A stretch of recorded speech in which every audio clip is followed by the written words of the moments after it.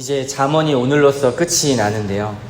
우리는 잠언의 전체의 주제가 크신 하나님을 경외하는 것, 그리고 삶의 모든 영역에서 어떻게 하나님의 백성답게 그리고 의인답게 지혜롭게 살아갈 것인가 라고 배웠습니다. 세상적 가치관에 성공된 삶이 아니라요, 오히려 인간의 성화가 되는 그러한 일련의 지혜들을 알려주는 책이 잠언이라고 말씀을 드렸습니다. 그렇다면 지혜가 무엇이었죠? 높은 성중에 있는 두 여인의 비유가 아마 떠오를 것입니다. 지혜의 여인을 따른다는 것은 하나님을 따른다는 것을 보여주었고요.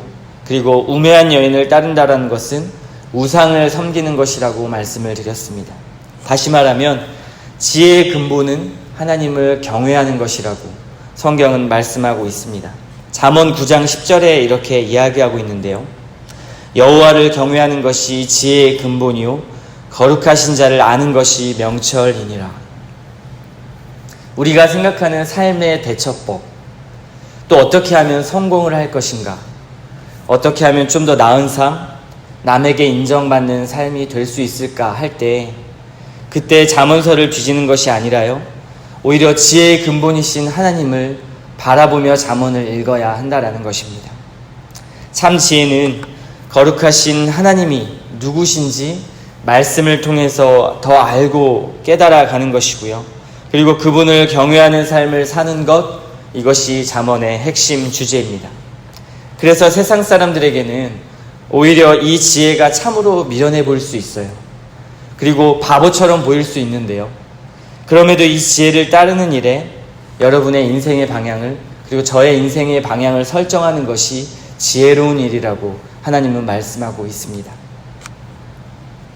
그러면 오늘 30장을 통해서 이 참된 지혜와 그리고 그 지혜를 갖는 자의 특징을 한번 살펴볼 텐데요. 먼저 4절을 살펴보면요, 이렇게 말씀하죠. 하늘에 올라갔다가 내려온 자가 누구인지, 바람을 그 장중에 모은 자가 누구인지, 물을 옷에 싼 자가 누구인지, 땅의 모든 끝을 정한 자가 누구인지, 그의 이름이 무엇인지, 그의 아들의 이름이 무엇인지 너는 아느냐? 라고 이렇게 수사 의문문으로 묻고 있는데요. 이것을 한번 간단하게 살펴보면요. 하늘에 올라갔다가 내려올 수 있는 자가, 그리고 또는 그 사람이, 그분이 하늘과 땅을 넘나드는 자라는 것이죠. 인간은 도저히 그럴 수가 없다라는 것을 고백하는 것입니다.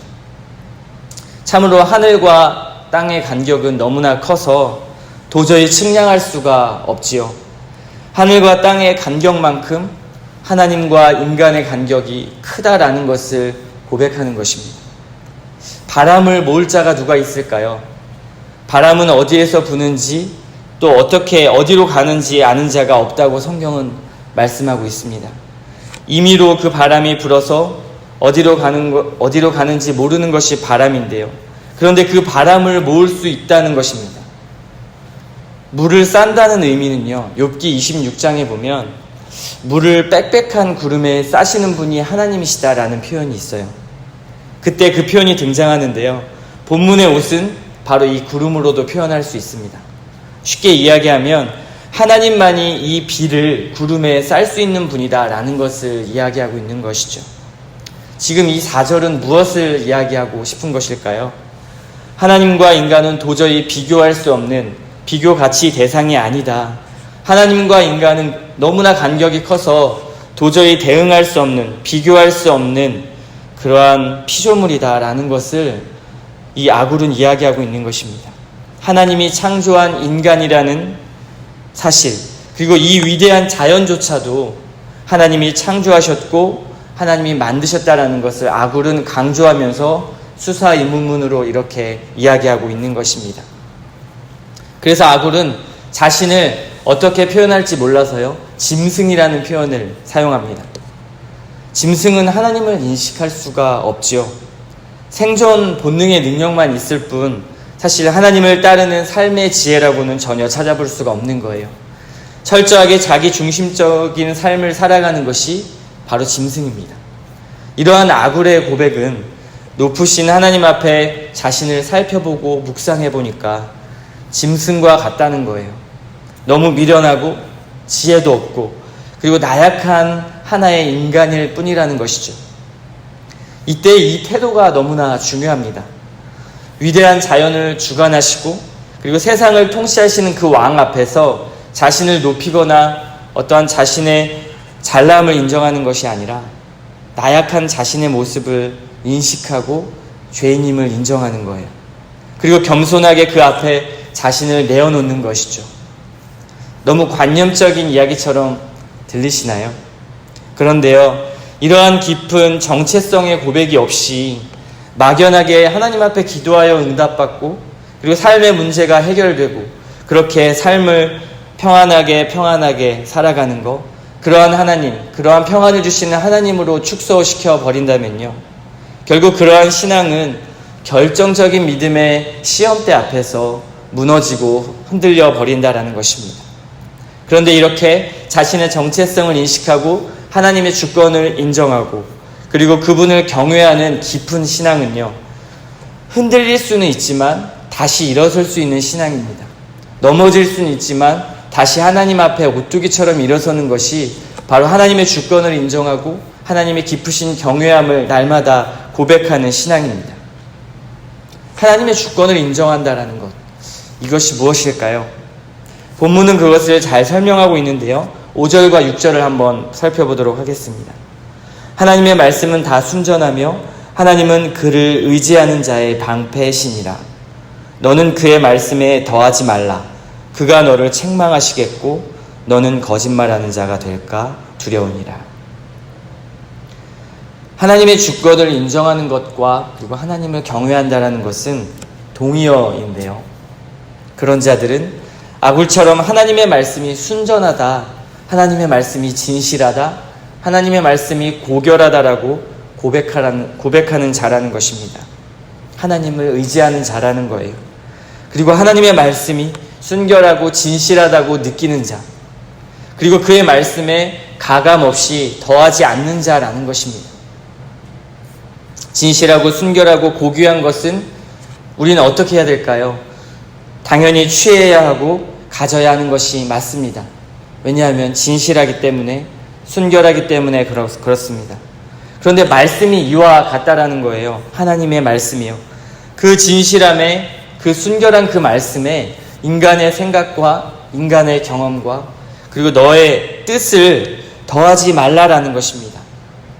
나의 판단과 그런 생각을 넣어서 하나님의 말씀을 왜곡하지 말고 그런 인생을 살지 말고 하나님이 원하시는 뜻대로 살아가라는 것이죠. 우리는 인생을 살아갈 때 이러한 하나님의 말씀의 은혜가 그래서 늘 지속적으로 필요합니다. 말씀을 알아가는 그러한 경건이 필요하다라는 것이죠. 그래서 오로지 하나님의 주권을 인정하게 되면요, 참으로 두려울 것이 없게 됩니다. 하나님이 그를 의지하는 자에게 방패가 되어주신다고 말씀하고 있기 때문이죠.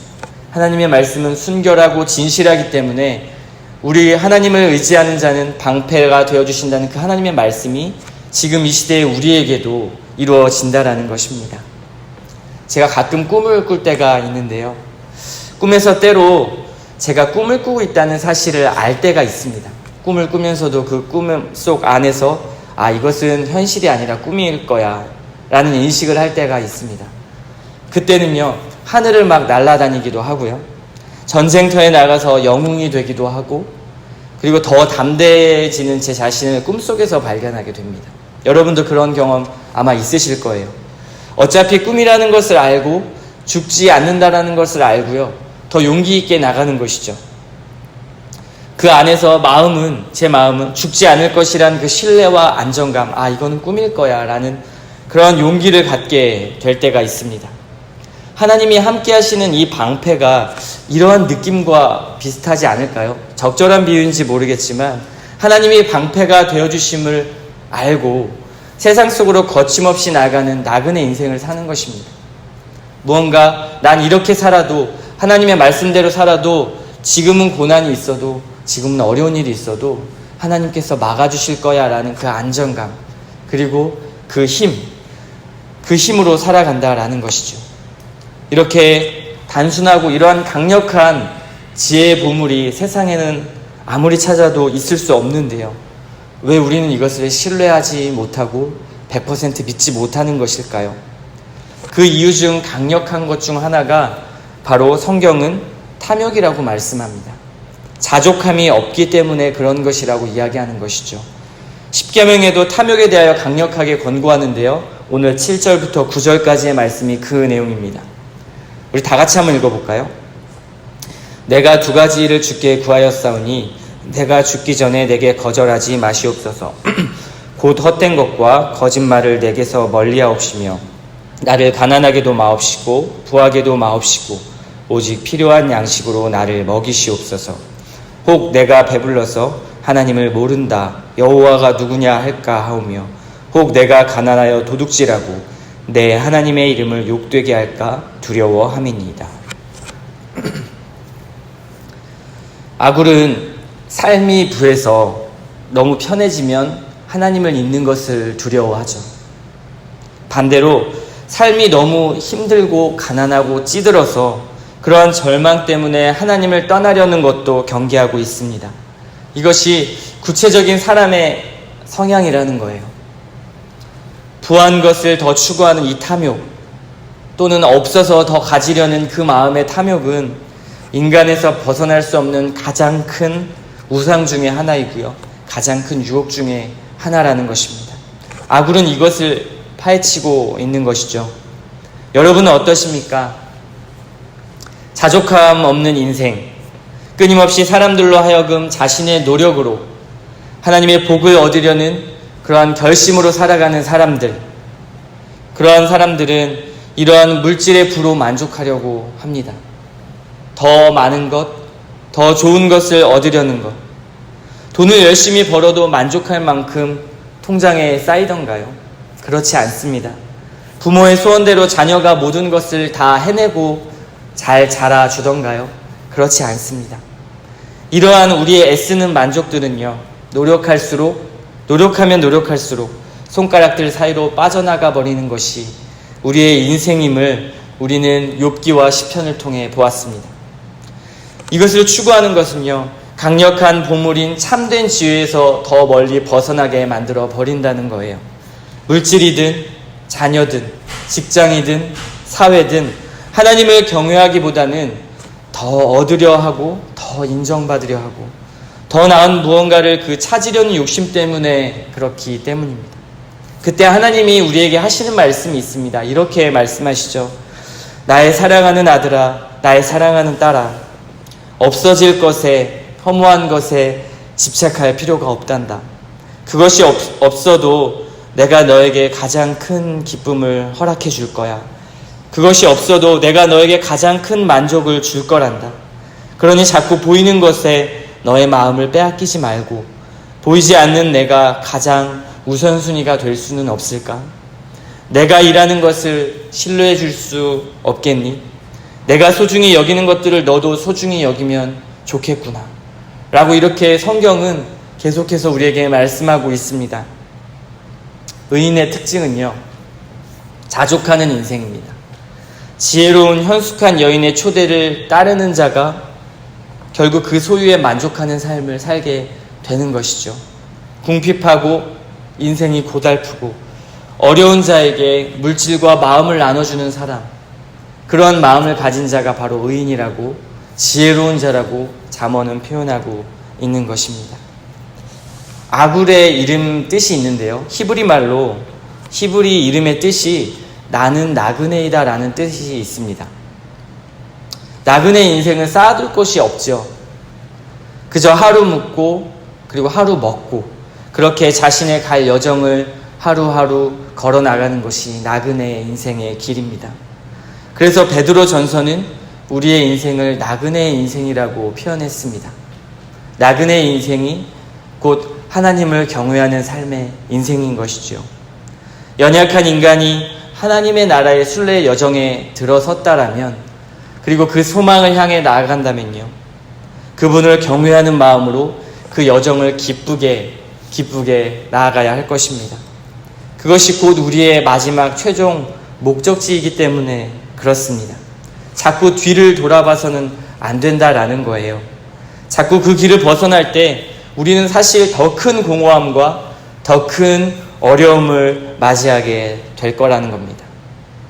피상적인 우리의 인생의 고난을 넘어서요, 근본적인 아픔, 근원적인 아픔을 겪게 된다라는 것입니다. 지금 여러분에게 그러한 아픔이 있으시다면 회복되어지기를 축복합니다. 우리가 스스로 걱정과 어려움을 내려놓는 것보다요, 스스로 내가 내려놓아야지 하고 내려놓는 것보다 더 강력한 것은요, 크신 하나님을 바라보는 것입니다. 내려놓는 것은 내가 내려놓아야 하는 것이죠. 나의 힘이 필요합니다. 또 내려놓아지지도 않습니다. 그렇게 원한다고 해서 내 마음이 비워지지도 않고 내 마음이 평안해지지도 않습니다. 그런데 나의 방패 되신 하나님을 바라보게 되면요, 걱정과 고난 따위가 너무 작게 느껴지는 거예요. 현실로는 너무 힘들지만 그 문제보다, 그 현실보다 더 크신 하나님을 바라볼 때 그 문제가, 그 고난 따위가 너무 작게 느껴지는 것입니다. 우리가 기도할 때 왜 힘을 얻고 왜 위로가 되는 것이죠? 하나님이 하실 것이란, 하나님이 대신 도와주실 것이란 믿음이 있기 때문에 그렇습니다. 그래서 31장 마지막 잠언의 결론을 보게 되면 그 마지막 결론은 현숙한 여인을 맞이하여 결혼을 하라는 것입니다. 이것이 지혜로운 자라는 거예요. 우리가 어제 잠시 살펴봤던 1장의 서론의 내용이 다시 한번 31장에 반복되고 있습니다. 하나님 앞에 바른 삶을 사는 것, 우매한 여인의 초대에 응하지 말고 살아가라는 것이 바로 이 핵심 메시지입니다. 이제 당장 여러분들 주어진 삶으로 나아가신다면요, 화려하고 치장하고 우매한 여인이 여러분들을 초대하고 유혹할 것입니다. 여러 모양으로요. 그런데 나그네의 삶을 살고 순례의 삶을 사는 저와 여러분은요, 이 잠언의 말씀처럼 참 지혜이신 하나님의 초대에, 현숙한 여인의 초대에 응해야 할 것입니다. 그 현숙한 여인과 결혼하여 그 지혜의 유익들을 누리는 삶을 살아야 할 것입니다. 바로 하나님을 경외하고 그의 말씀에 순종하는 그 반응으로 나아가라는 것이죠. 사실 이 핵심 메시지를 정말 여러 방향으로 돌려서 잠언은 이야기하고 있는 것입니다. 욥기서의 내용을 기억하시죠? 욥이 그 엄청난 고난 앞에 욥의 지혜가 결국에는 마지막 욥기서 마지막을 보면 하나님의 지혜 앞에 무릎 꿇는 장면이 등장합니다. 놀랍고 경이로운 하나님을 볼 때 자신의 지혜가 너무나 초라하고 자신의 모습이, 자신의 생각이 얼마나 교만했는지를 보는 것, 시편도 마찬가지로요, 크신 하나님을 경외하고 찬송하라는 핵심 메시지를 가지고 여러 찬송과 여러 시로 표현하고 있습니다. 잠언서도 마찬가지죠. 방금 우리가 봤던 이 결론처럼 잠언 역시 크신 하나님을 경외하고 순종하며 나아가라는 것입니다. 같은 말씀의 이 명제가요, 같은 시대와 각자의 시대와 배경 속에서 하나의 메시지로 이렇게 계속 전달되고 있는 것입니다. 지금 이 시대에 우리는 이 여러 시대의 배경 속에서 하나의 명제로 나타났던 이 크신 하나님을 경외하는 것, 그리고 크신 하나님을 바라보라는 이 메시지를 지속적으로 듣고 있습니다. 우리 또한 크신 하나님을 경외하고 바라보아야 할 것입니다. 그토록 성경에서 강조하는 하나님의 성품과 능력을 한번 의지해 보십시오. 그리고 하나님을 바라보며 그러한 부차적인 것들에 자족하면서 크신 하나님을 바라보는 그러한 신앙이 되시기를 소망합니다. 내 능력과 힘이 아닌 주의 말씀을 의지해서 믿음으로 그물을 던져 믿음으로 사는 자에겐 능치 못할 일이 없다라는 것을 날마다 삶으로 경험하는 그런 여러분 되시기를 소망합니다. 오늘 말씀을 통한 기도 제목 나눌 텐데요, 이런 기도를 드리셨으면 좋겠습니다. 아굴의 기도가 나의 고백이 되게 하여 주시옵소서. 헛된 것, 거짓된 것을 내게서 멀리하도록 도와주시고 나를 가난하게도 마옵시고 나를 부하게도 마옵시고 나를 늘 자족하는 삶으로 이끌어달라고 기도하시기를 바랍니다. 두 번째는 잠언을 오늘 끝을 맺었는데요, 참된 지혜가, 이 잠언의 참된 지혜가 내 안에 있게 하옵소서라고 기도하셨으면 좋겠습니다. 그리고 나의 삶의 전 영역에서 이 잠언의 귀한 경구들이, 그리고 하나하나의 말씀들이 삶으로 나타날 수 있게 해달라고 기도하셨으면 좋겠습니다.